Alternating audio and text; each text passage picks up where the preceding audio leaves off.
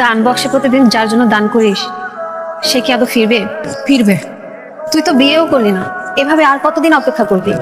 যতদিন সে না ফিরছে ততদিন আমি অপেক্ষা করব।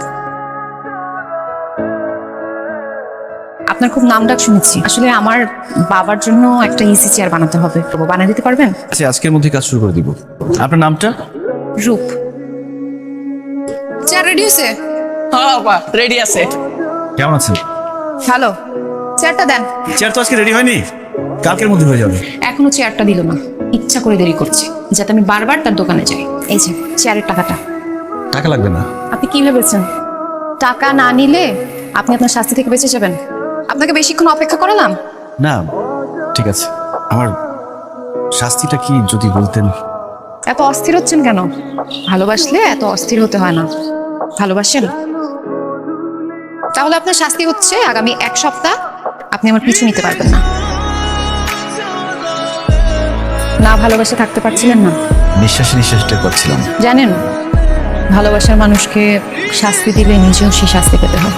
আমি আপনাকে না ভালোবেসে থাকতে পারছিলাম না। এখন যদি বলি আমাকে প্রপোজ করতে, কিভাবে করবেন?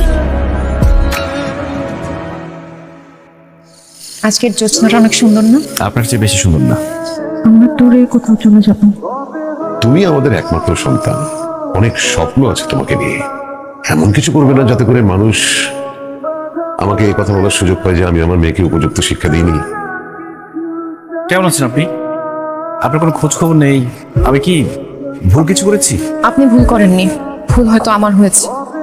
আপনার সঙ্গে এই সম্পর্কটা রাখতে পারবো না। এসব কি বলছেন আপনি? ভালো থাকবেন। আরে ডাকতে তো। ভাই নাই।